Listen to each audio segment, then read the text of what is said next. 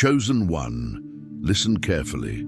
There is something sacred that the world has made you believe was merely a matter of appearance, an insignificant detail.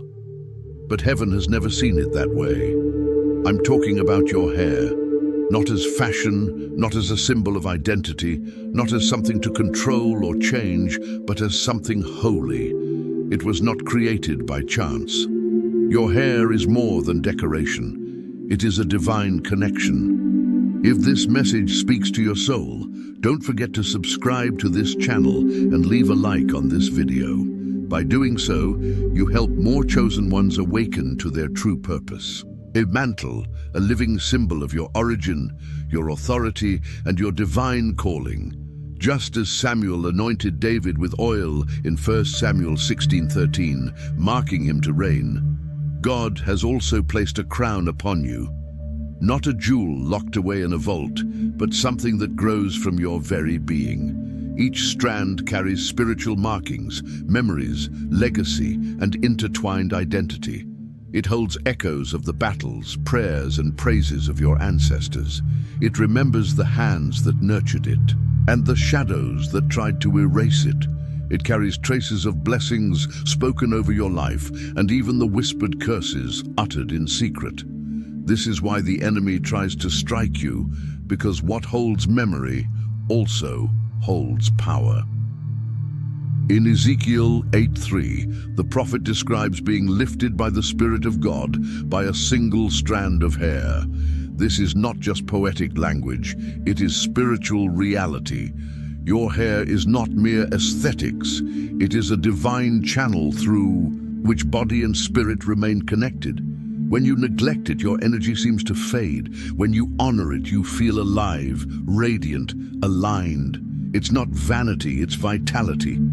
Have you noticed that on certain days you feel dim, disconnected, almost invisible to yourself? Look deeper. Many times, those are the days when your crown is covered with shame, exhaustion, distraction, or spiritual attack. The war over your life doesn't happen only in your mind. It also targets your identity, and your crown is the most visible sign of that. That's why kings wear crowns, not merely as ornaments, but as public testimonies of authority. And yet, here you are, walking through life with a crown recognized by heaven, treating it as a minor detail. But the angels know, the demons know. Your hair declares something to the invisible world. This one belongs to heaven. Michael the archangel didn't come to comfort you, he came to awaken you. If your crown is neglected, your spiritual authority will soon weaken. Heaven has invested too much in you to let you sleep on what truly matters. You have been chosen. You have been crowned. And now the time has come to start living like it. From the very beginning, whether you realized it or not, you were crowned not by men, but by heaven itself. And now, heaven is no longer merely inviting you. It is calling you to rise. Your exhaustion was not born from weakness, but from fighting a war without armor, without visible marks. There were no explosions, no open wounds. It was a silent invasion, a slow erosion of your spirit through things so subtle you barely noticed them. A cold glance here, a manipulative word there, the sting of being ignored, the weight of envy, the pain of contempt. None of this happened by accident. These were calculated attacks, aimed not first at your mind or heart, but at your crown, your hair. The crown placed by God has absorbed more than you realize.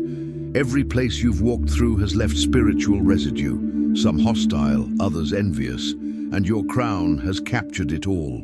You've crossed spaces that smiled on the outside but burned on the inside, and without understanding why, you walked away, feeling heavier, dimmer, uncertain.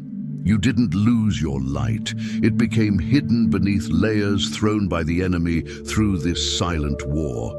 That's what makes this battle so dangerous. It doesn't make enough noise to awaken the warrior inside you.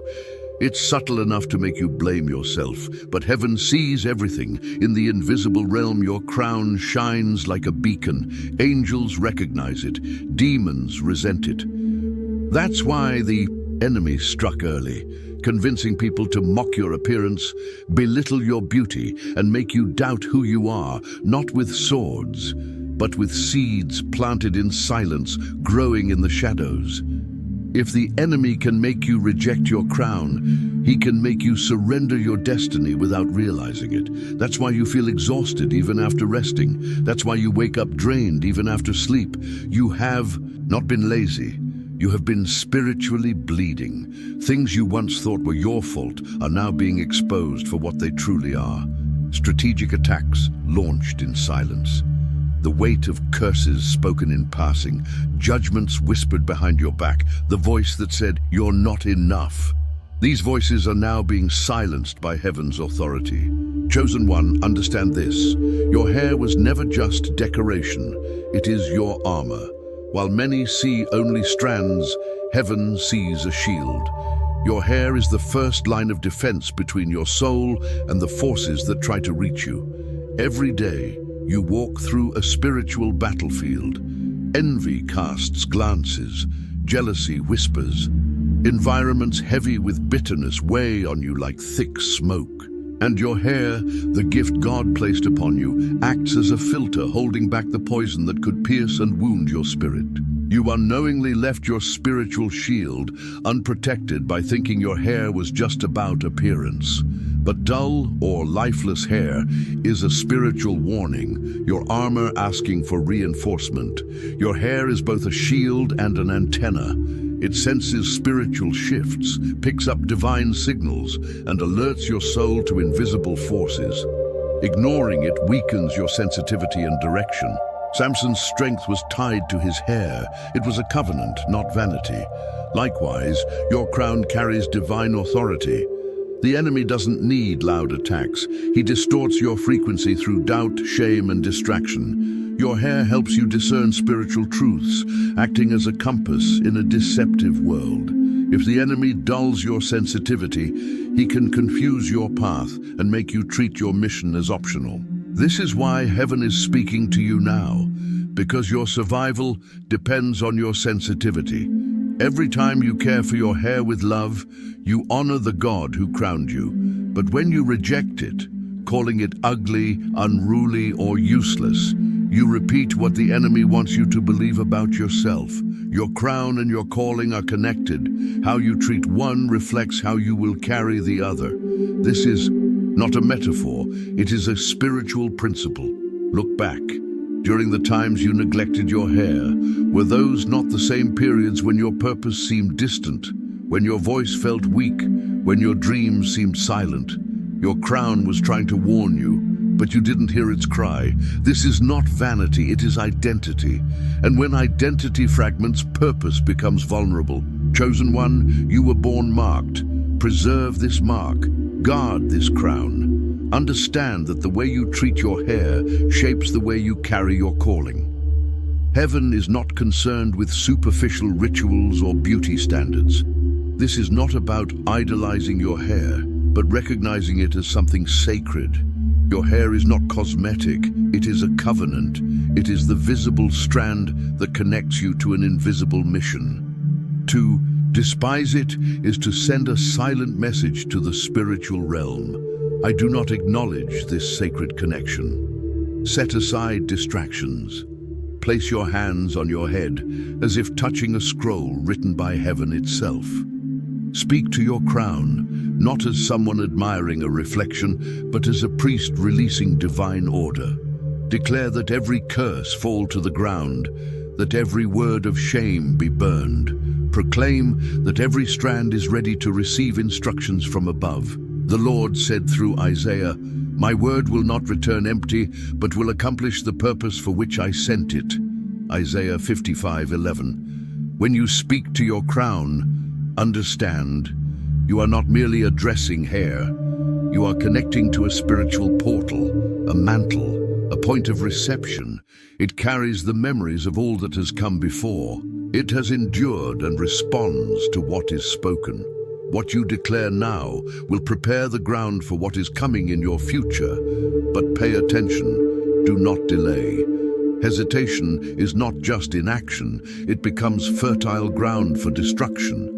Every second of hesitation gives the enemy a chance to tighten his hold. You may think you are waiting for the perfect moment, but in the spiritual realm, waiting without obedience is the same as surrendering. Delay weakens your protection and feeds curses that should have already died. While you postpone, wounds deepen. While you get distracted, darkness reorganizes. Here is the truth. The enemy does not need great victories to bring you down. He only needs to be faster. It is not noise that strengthens him, but your silence. The exhaustion you have carried was not always physical. It was spiritual, rooted in shame, hidden in your crown. But now that your crown is being purified, old afflictions are losing their power, emotional wounds begin to heal, blocked finances will be released, relationships will be restored, and doors that were once closed will finally open. Not because of your effort, but because you have been recognized. You are no longer invisible. You have been marked not just with oil, but with fire. Heaven has not only returned your crown, it has consecrated it. What once came as a gift is now sealed as a covenant. You do not carry mere adornment on your head. You carry a mission. Your strands are no longer just yours. They belong to heaven and carry divine instructions. This is not vanity, it is spiritual governance. As your crown rises, everything written about you rises with it. Chosen one, your head is no longer exposed to envy, curses, or the enemy's whispers. Your crown has been sanctified and sealed by heavenly decree. It is no longer yours alone. It has been claimed by the throne. This is not symbolism. It is spiritual law. You have not just been blessed, you have been consecrated. Consecration is heaven's way of declaring, "This belongs to me. Whoever dares touch it will face the consequences."